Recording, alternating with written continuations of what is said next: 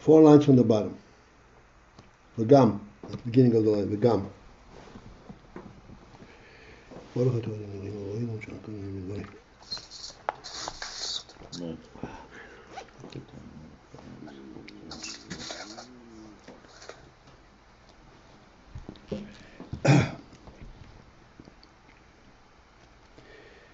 We're pointing out and we're discussing quite, focusedly, extensively, the difference between Sechel and midot. In a principle, is expressed in the fact that in midot there is always that the subject to which it applies, whereas in Sechel there is a standalone reality. This is from Sechel. It relates directly to the source of sources. To the extent that any prior idea that may come into his mind at the time when he's trying to focus in and get a grasp of a certain union, that will actually interfere with this sechel.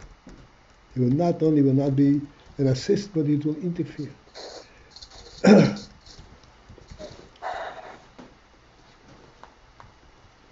This is the principle this is the union that we have already learned, so to speak, but we need to understand this a little bit more, and we'll go to the next step.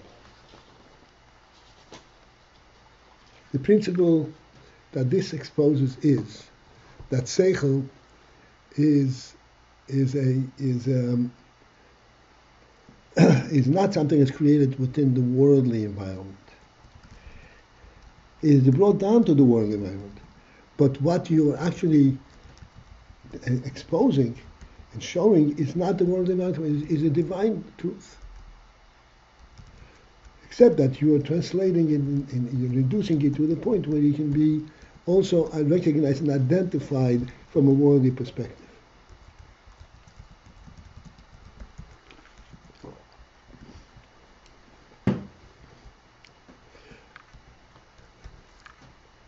To conclude this statement, you have to point out what is the definition of a worldly environment versus a divine reality.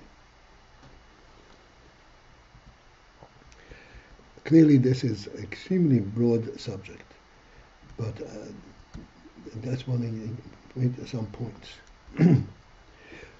To begin with, the very first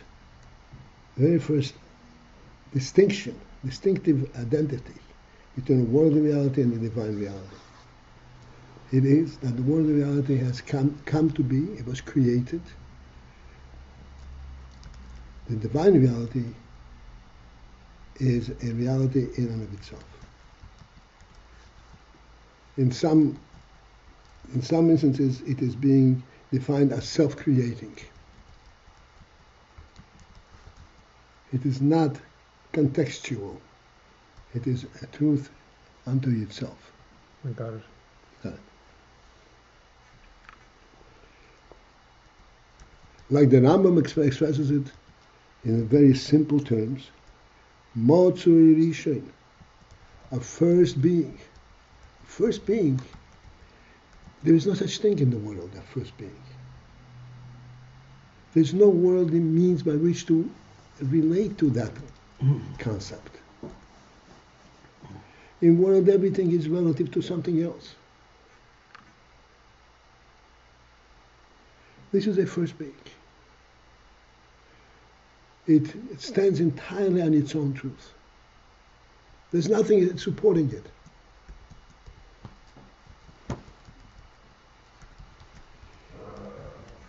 This is the principle of divine reality versus worldly reality.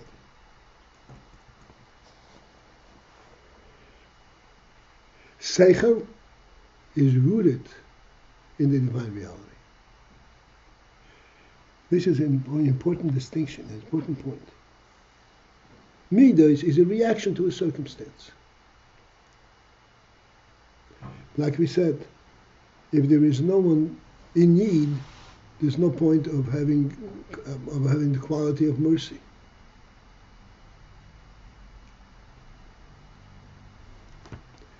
Sechel brings into the world and reveals a true presence, a divine reality.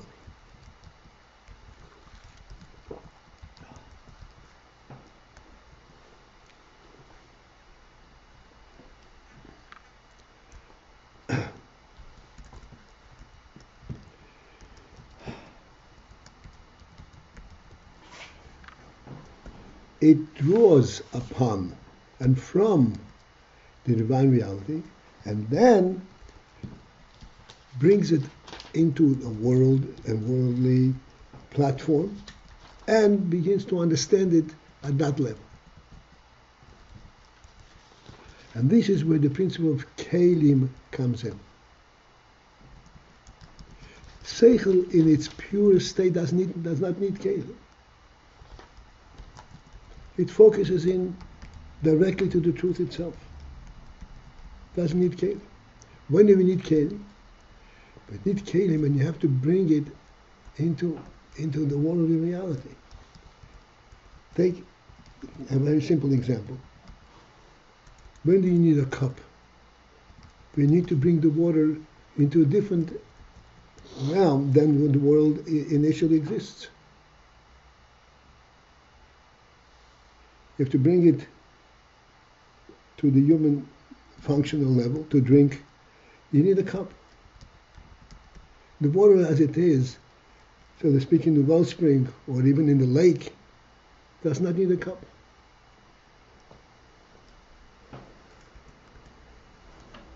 A cup does not define what water is. At that level, a cup does not define what water is. A cup defines the function, the inner world on a much more distant level than the very source of water.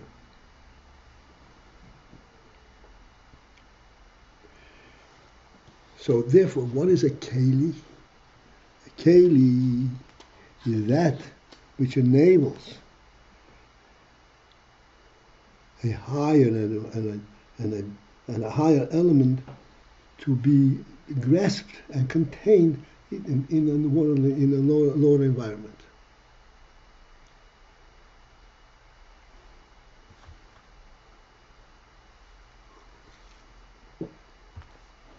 This is why you need a keili.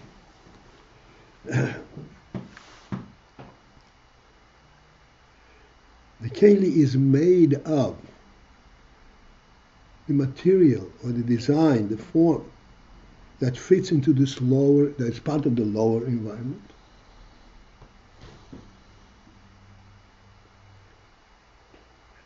But it is so formed and it is so designed that it can contain and relate to and accept that which is outside of this environment, from the source of a higher source.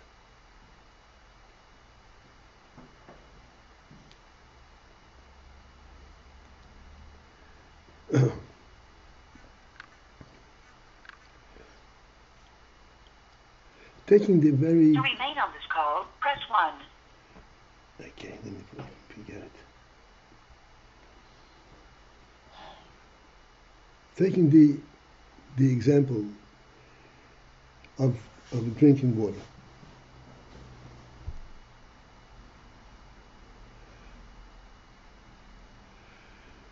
Now, water, as it is part of the ground, of the basis, of the basic presence in the world,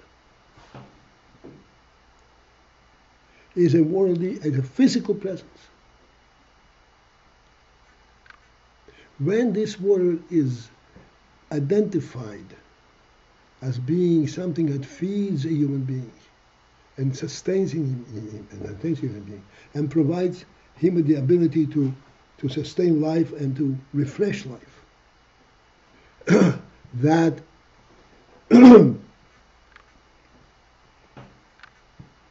defines water at a much higher level than it is initially in its physical environment. it gives it a human quality, human value, which is much higher than the physical world. To put it very bluntly, the physical world is not a living entity. The human being is a living entity, and it has a divine soul in it. What point are we bringing out with physical What water is the meaning of a keli? man? Just to illustrate what is a keli? Yeah, keli is the means by which you take something of a higher level, and you enable that higher level to be identified and contained and related to from a lower level.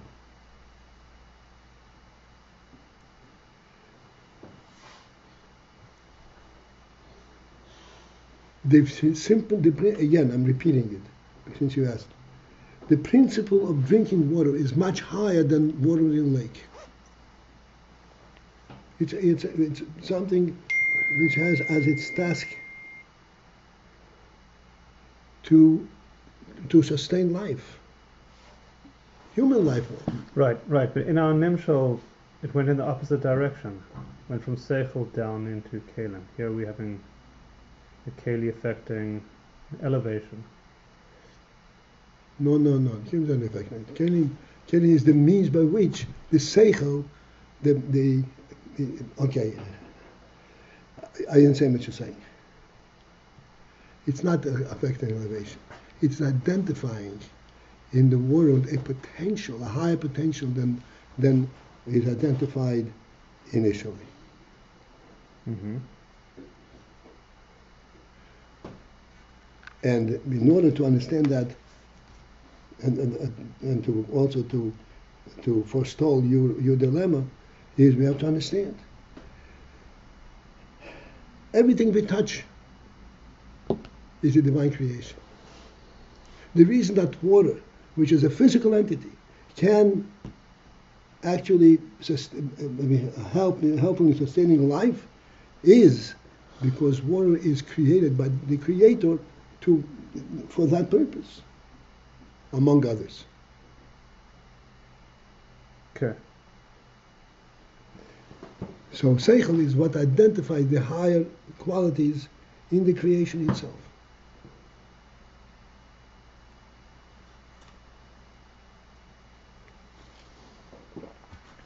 In order to retain this high quality, you need a keli.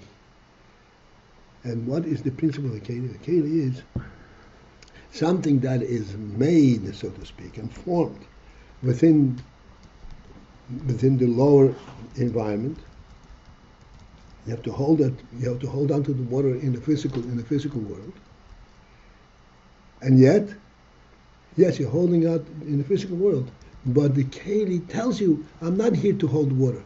I'm here to feed a human being.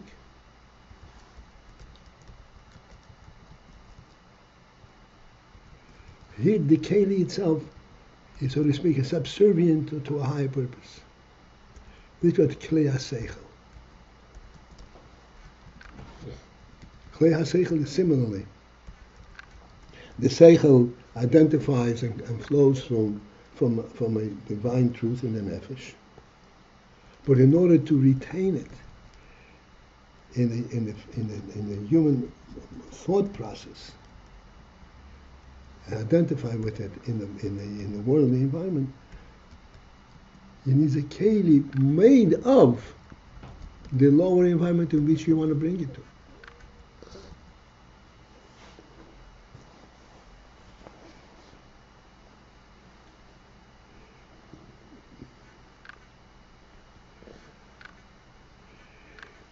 Let's take this same example of drinking water and expand upon it.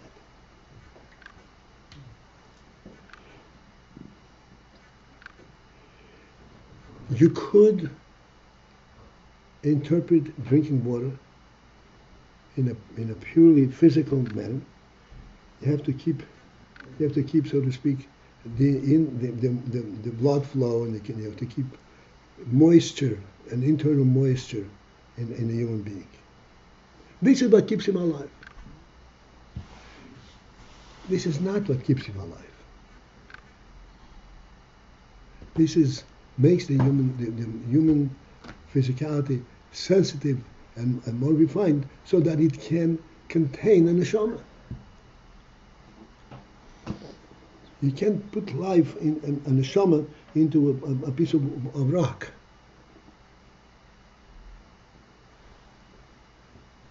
So this moisture is not the life element. This is a means of retaining a much higher aspect. Not a physical aspect, but a spiritual aspect, a divine aspect, life.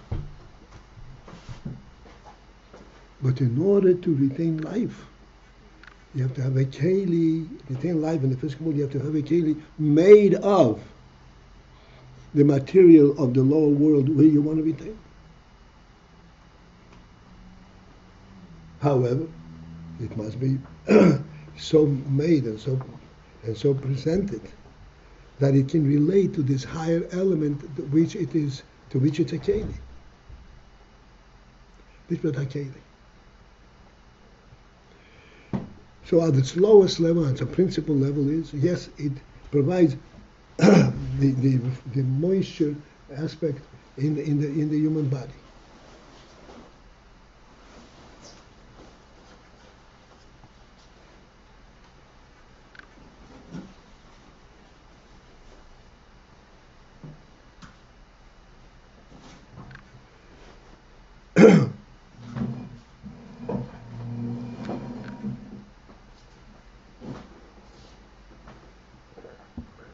Okay, we are ready to go to the next step.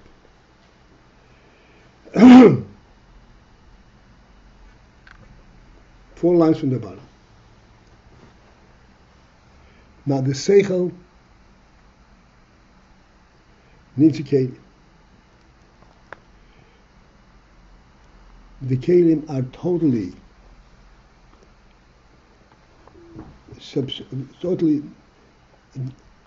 unobtrusive, so to speak, from the perspective of what they carry. They carry principally the Sechel, not the keilim.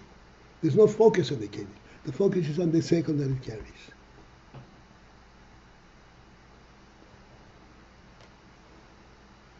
And that is a must, because otherwise, if there's a keilim element and any other consciousness is present at the same time, then that would interfere with getting to the point of the Sechel. Get a sense of the Sechel.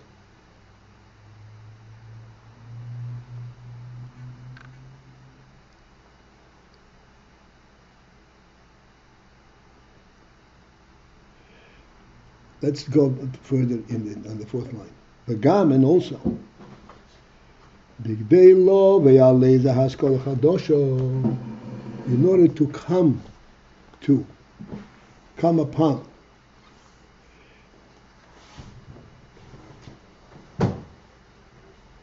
the expression lo ve'alei haskol chadosho is an expression that each one we have to interpret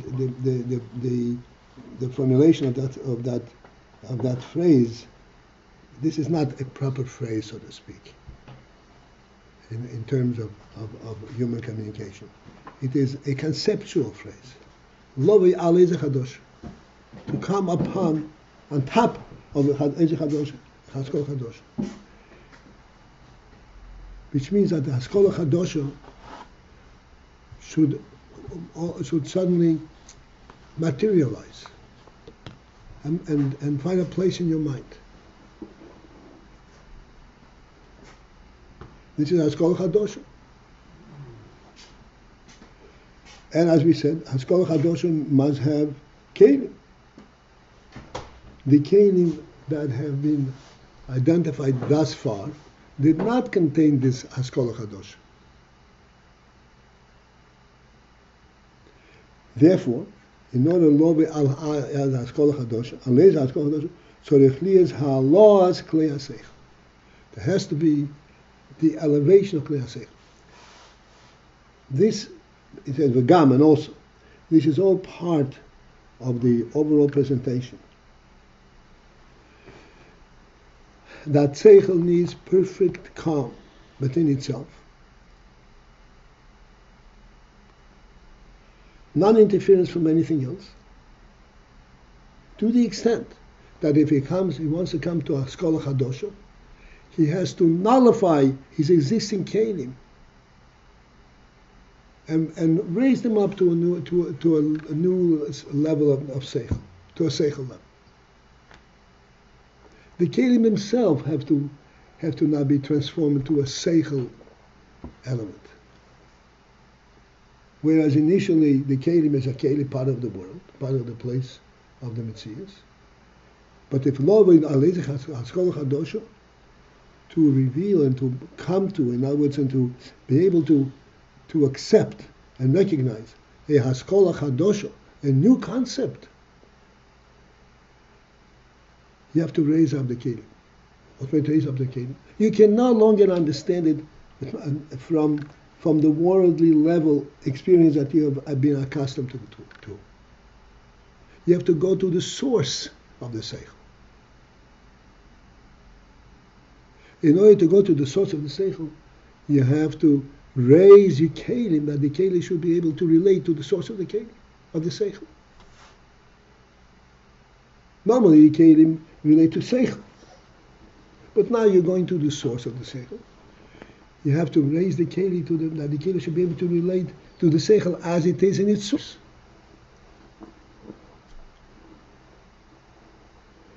That is it. And it's a necessity. It's a prerequisite, because Sechel must be known from within itself. You cannot present Sechel from an external perspective. If you want to have Haskalah Chadosha, you have to get into the Sechel itself and get the Haskalah Chadosha. You cannot present it from worldly experience perspective.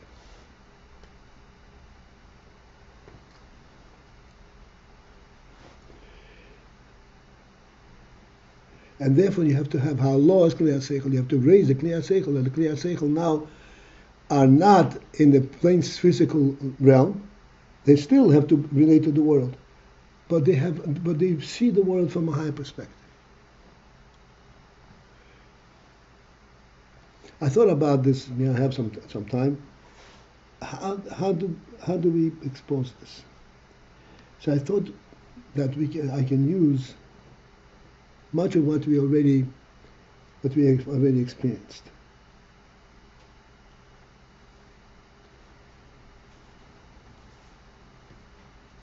We have said many times there are very interesting, very subtle, but very clearly true experiences.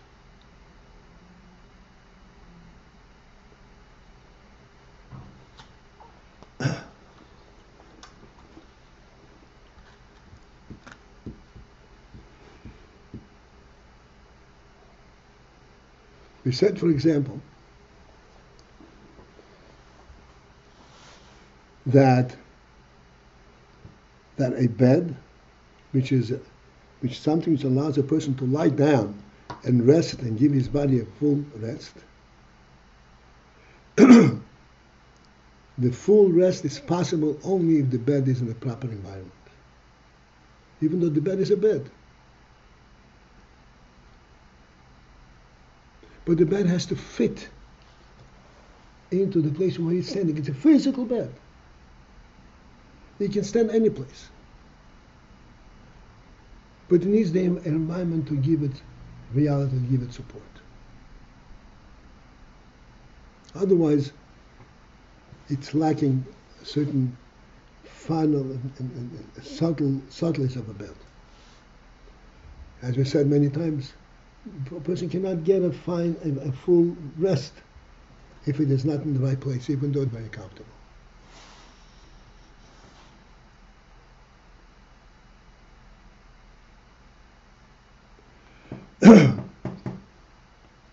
Taking this to even a more subtle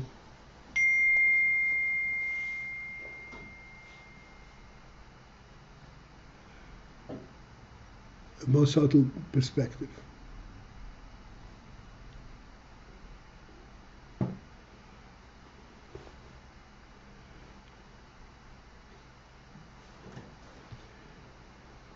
We also have said this many times.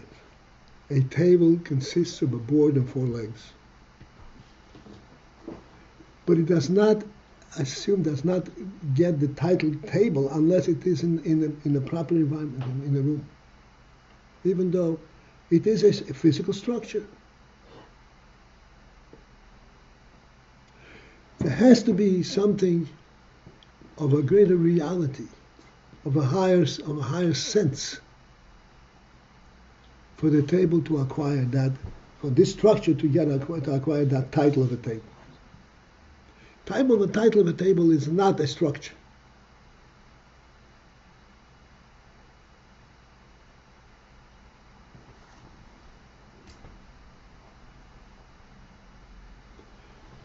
Title of a table is a structure whose aim it is, and that was initially conceptualized and created to assist the human quality.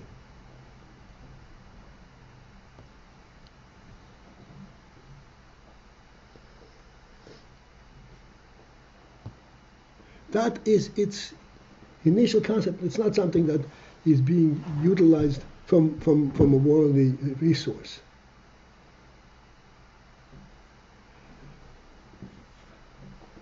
The reason, taking you on this, just one step further, the reason that this is true is that the entire world was created to sustain human life. Not human life, physical life, but human functional life. When is the world a world when it has a human being in it? We said many times.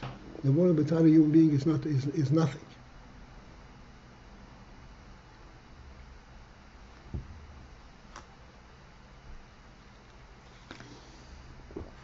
Now, in order to come from a physical view of a table, a board on four legs, to recognize and to be able to fully understand the principle.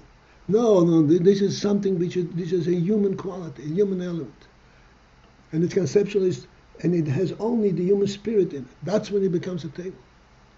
In order to understand that, the keilim, the means by which you understand things, have to be raised at the minimum to a human level, not to a physical world level. A carpenter is going to teach a prodigy, a student, how to build a table. He's not going to talk to him about human surface. He's going to talk to him how do you put together all the legs of the board. But the design of it, and he must understand what it's about.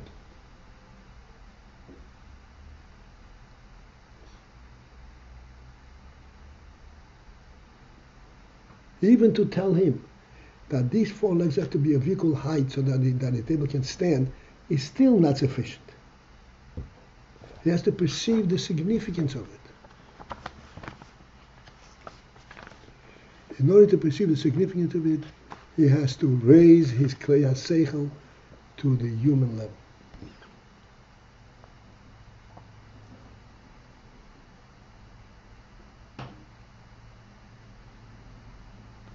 To understand it from the physical level, which is what is being used to build it, is not sufficient.